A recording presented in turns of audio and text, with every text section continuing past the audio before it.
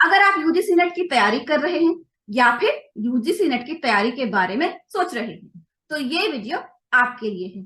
मैं हूं डॉक्टर अन्नपूर्णा से और ये है practice test for UGC NET JRF paper 1।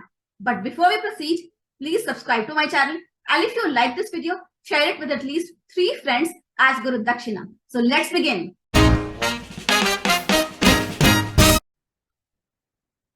Question number 1. Students prefer those teachers who A. Dictates notes in the class, B. Give important questions before examinations, C. Can clear the difficulties regarding subject matter, or D. Are themselves disciplined. Correct option is C. Can clear their difficulties regarding subject matter. Students always love teachers who have a thorough understanding and can help them with difficult concepts. तो students उस तरह के अध्यापक को prefer करते हैं, पसंद करते हैं जो उनकी जो डिफिकल्टी है, उनको जो मुश्किल लगता है सब्जेक्ट मैटर में, उनके डाउट्स को क्लियर कर सकें। बाकी नोट्स दे दें, एग्जाम से पहले क्वेश्चन, इंपॉर्टेंट क्वेश्चन बना दें या बहुत डिसिप्लिन्ड हो, इनमें से कुछ भी चीज स्टूडेंट की लाइफ लॉन्ग या लॉन्ग टर्म अंडरस्टैंडिंग में मदद नहीं करता है। मदद तब करता है जबकि टीचर को सब्जेक्ट मैटर का पूरा जानकारी हो और वो स्टूडेंट्स की मुश्किलें हल कर सके।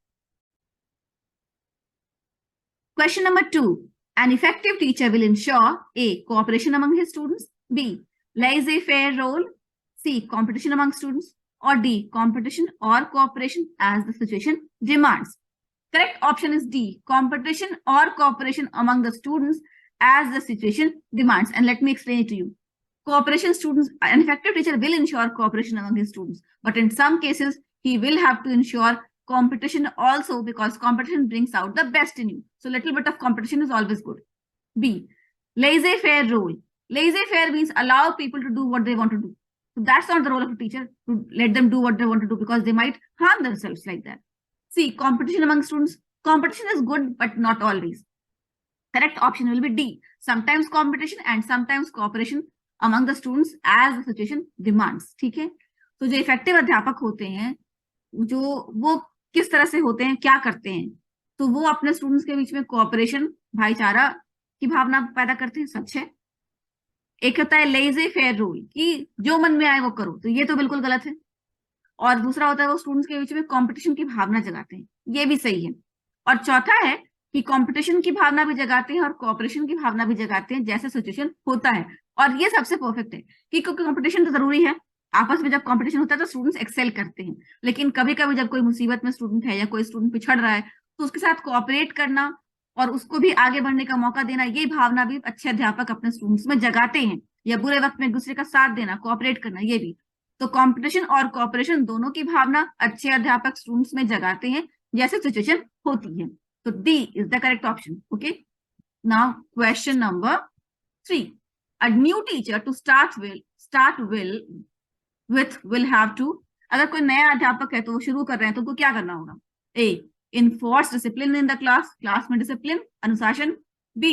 Establish rapport with the students, students के साथ तालमेल बिठाना होगा. C. Cut jokes with the students, student के साथ हंसी मजाक करो. या D. Tell the students about his or her qualification, students को पहले ही बता दो कि हम इतने काबिल हैं, अपने क्वालिफिकेशन के बारे में बता दो. सही उत्तर है B. Establish rapport with the students, that is students के साथ तालमेल बिठाना। डिसिप्लिन सिर्फ क्लास में रखना या हंसी मजाक करना, कोई कपिल शर्मा का शो तो वो नहीं रहा है, वो तो पढ़ाई है। तो स्टूडेंट्स के साथ तालमेल बिठाइए कि स्टूडेंट्स किस तरह से सीखना पसंद करेंगे और फिर आप पढ़ाइए। So establishing rapport is the most important thing for the new teacher. Question number 4. Who has the least chance of becoming an effective teacher, कौन है जो इफेक्टिव टीचर बनना जिनके लिए सबसे मुश्किल होगा? A. One who is a strict disciplinarian, no. B. One who knows his subject well, definitely no. One who has no interest in teaching, this might be true. And one who teaches moral values. So C. One who has no interest in teaching, उनको पढ़ाने में कोई interest ही नहीं है तो वो effective teacher कभी बन ही नहीं सकते। तो जो अगर डिसिप्लिन टीचर है वो भी इफेक्टिव टीचर हो सकते हैं, जिनको अपने सब्जेक्ट की अच्छी जानकारी है वो तो इफेक्टिव टीचर होंगे ही। और जो मॉरल वैल्यूज पढ़ाते हैं वो भी इफेक्टिव टीचर हो सकते हैं। लेकिन जिसको पढ़ाने में कोई इंटरेस्ट नहीं है, कोई दिलचस्पी नहीं है, वो अगर क्लासरूम में खड़े हो जाएंगे तो बहुत ही खराब टीचर होंगे। तो C. The person who has no interest teaching will be the worst teacher.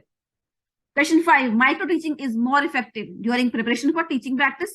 B. During teaching practice. C. After teaching practice. या D. Always. Correct option is A. During preparation for teaching practice.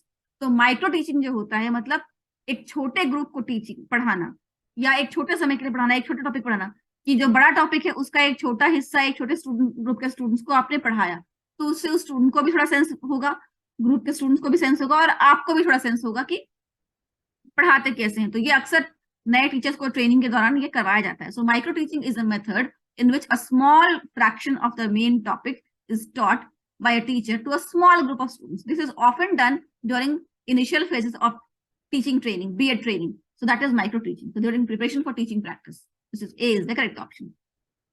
Question number 6.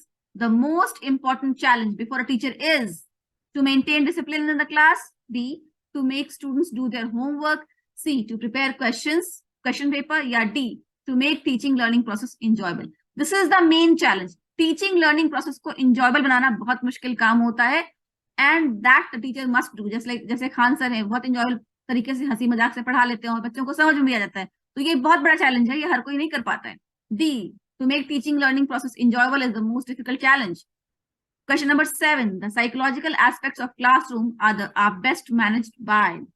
Classroom का psychological aspect कैसे manage होता है? A. The class teacher. B. The subject teacher. C. The principal.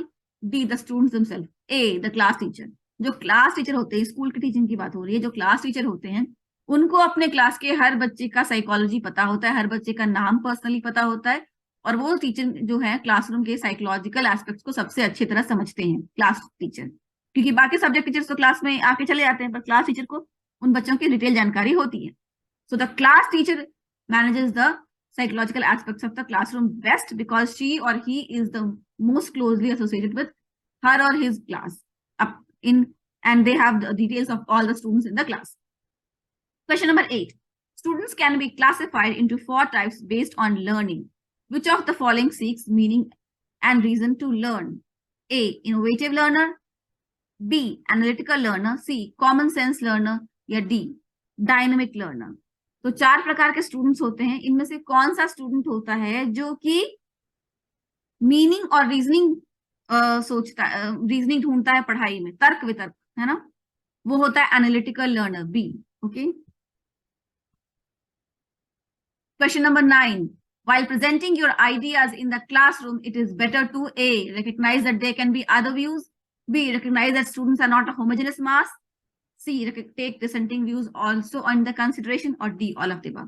The correct answer is D. All of the above. Because when you are presenting your ideas in the class, of course there could be other views.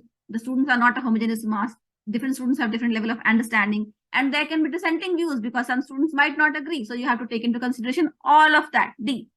जब class में आप पढ़ाते हैं तो अलग अलग विद्यार्थियों के जो विचार है वो अलग अलग हो सकते हैं. स्टूडेंट्स एक होमोजेनस मास नहीं है क्योंकि अलग अलग स्टूडेंट्स का अंडरस्टैंडिंग का लेवल अलग अलग होता है और कुछ स्टूडेंट्स आपसे अग्री नहीं करेंगे, तो ये सारे व्यूज आपको लेने होते हैं दिमाग में. D. Question number 10. The best way to react to a wrong answer given by student is. अगर किसी स्टूडेंट ने, किसी छात्र ने गलत उत्तर दिया तो क्या करेंगे आप? A. Scold him for not having learned his lesson. डांट देंगे, पढ़ के नहीं आते हो. B. To explain why the answer is wrong. उसको बताएंगे कि उत्तर गलत क्यों है. C. To ask another student to give the correct answer. दूसरे स्टूडेंट को बोलेंगे तुम बता दो. डी.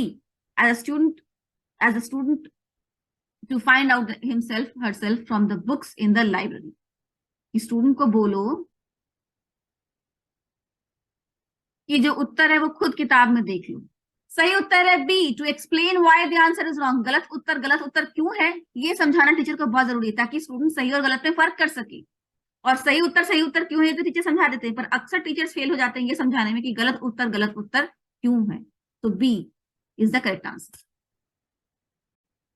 आशा है आज जो हमने डिस्कस किया वो आपको समझ में आ गया होगा. In case you have any doubts, please let me know in the comments below. Let's see you again in my next practice test. Thank you.